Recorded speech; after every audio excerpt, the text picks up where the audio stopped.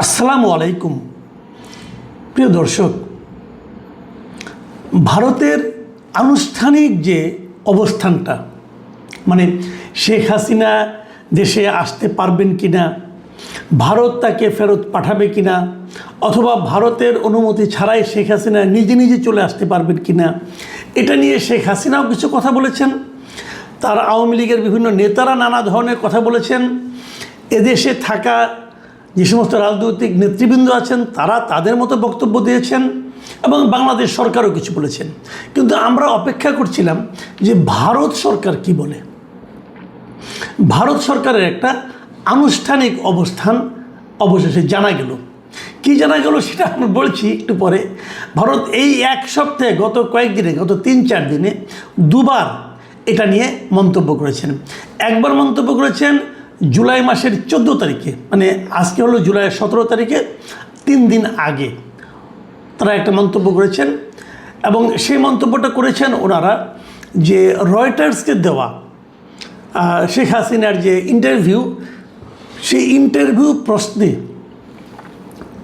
ভারতের যে একটা সাপ্তাহিক সংবাদ সম্মেলন ছিল ওদের রাষ্ট্রের সরকারের, সেখানে ওদের যে মুখপাত্র আছে মিস্টার রণধীর জয়সওয়াল, এই জয়সওয়ালকে জিজ্ঞাসা করা হয়েছিল এই ব্যাপারে যে শেখ হাসিনার ইন্টারভিউ সম্পর্কে আপনাদের কি মন্তব্য। উনি তার জবাবে বলেছেন স্পষ্ট করে, আমি যদি কোট আনকোট আপনাদেরকে পড়ে শোনাই। উনি বলেছিলেন যে এই নির্দিষ্ট বিষয়ে আমাদের অবস্থানের কোনো পরিবর্তন হয়নি। যে কোনো প্রত্যর্পণের বিষয়ই মূলত একটি আইনি বিষয় এবং এই ক্ষেত্রটিতেও আইনি ও বিচারিক প্রক্রিয়া অনুযায়ী ব্যবস্থা নেওয়া হবে। কি বুঝলেন? আমি তেমন কিছু বুঝিনি, আমার ধারণা আপনারাও বুঝেননি। এই কারণে এটা হলো কূটনীতির ভাষা। কূটনীতিকরা এমনভাবে কথা বলেন যে কথার এদিকেও অর্থ হয় ওদিকেও অর্থ হয়। পরবর্তী সময়ে যখন তাকে জিজ্ঞাসা করে ভাই এটা আপনি কী বললেন, সে তার সুবিধা অনুযায়ী একটা ব্যাখ্যা দিয়ে দেয়। এটা কূটনীতিক ভাষা। এটা হওয়া উচিত অথবা এটা হতে পারে, আমরা আমাদের নীতি থেকে সরিয়ে নিই। নীতিটা কি তা বলে না, আমরা আমাদের নীতি থেকে সরিয়ে নিই, আইন ও বিচারিক প্রক্রিয়া অনুযায়ী ব্যবস্থা নেওয়া হবে। তা আইনি ব্যবস্থাটা কি, বিচারিক ব্যবস্থাটা কি, তা কেউ জানে না। কিন্তু সেটা আবার এক একবার সময় এক এক রকম ব্যাখ্যা হয়। আচ্ছা ঠিক আছে, এটা 14 তারিখের বক্তব্য। সর্বশেষ ওরা করে কি, ওদের যে আপনার পররাষ্ট্র মন্ত্রণালয় আছে প্রতি 2 সপ্তাহ পর পর পাক্ষিক একটা প্রেস ব্রিফিং করে রাষ্ট্রের পক্ষ থেকে, সরকারের পক্ষ থেকে। সেখানে বিভিন্ন ধরনের সাংবাদিকরা থাকে। সেরকম একটা ব্রিফিং হয়েছে, দ্বিসাপ্তাহিক ব্রিফিং যেটাকে বলে, ব্রিফিং হয়েছে আজকে, মানে আজকে 17 জুলাই।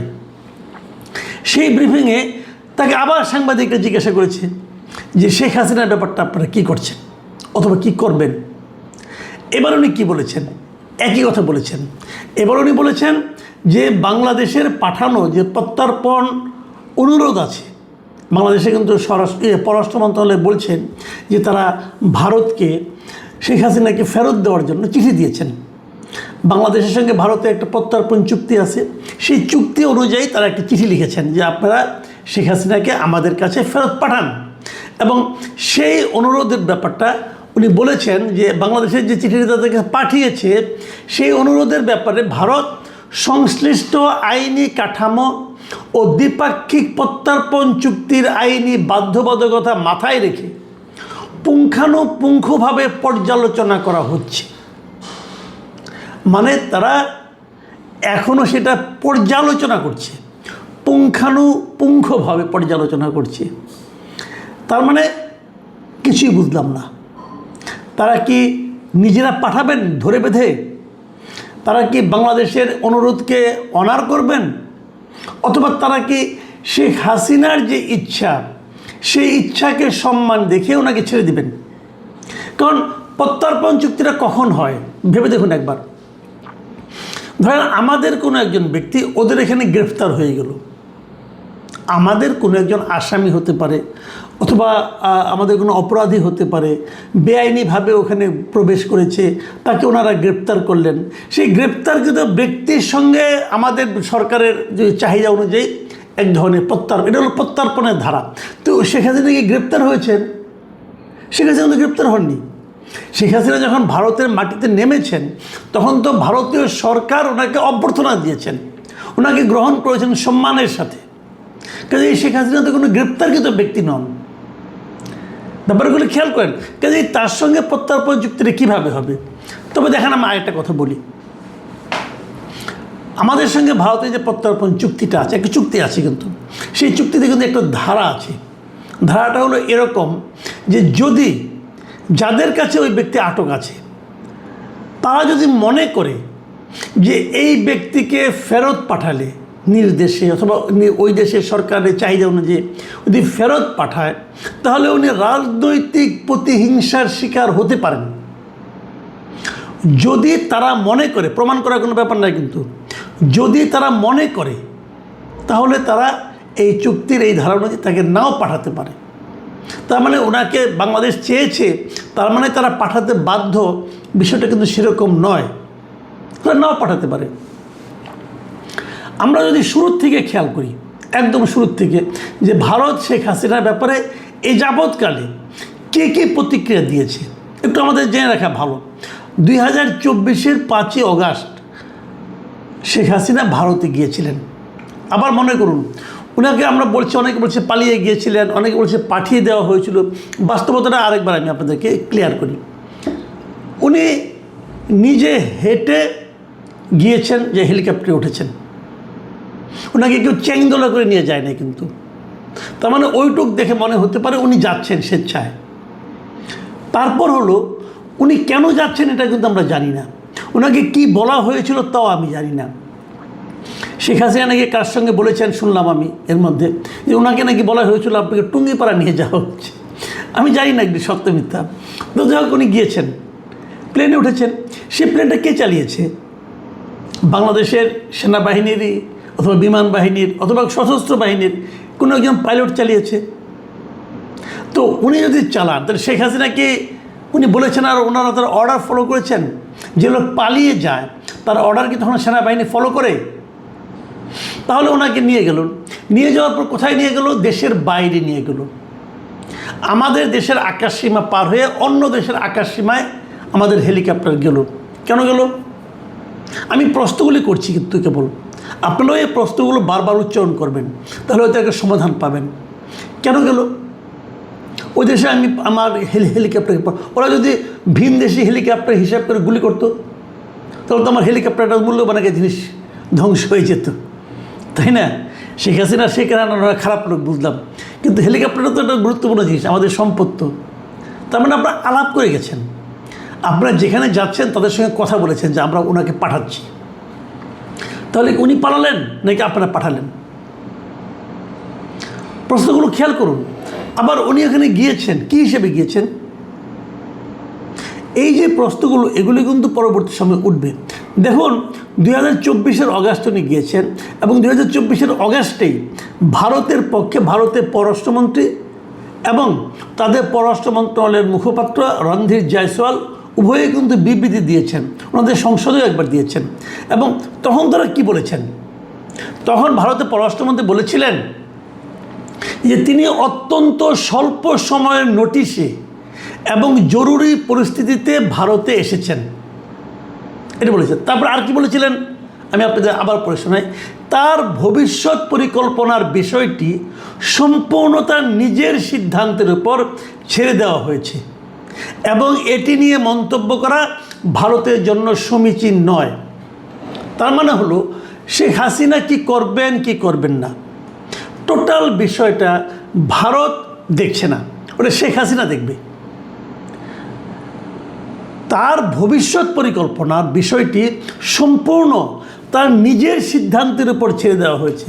এটা কিন্তু ভারতের খোদ পররাষ্ট্রমন্ত্রী এস জয়শঙ্কর বলেছিলেন।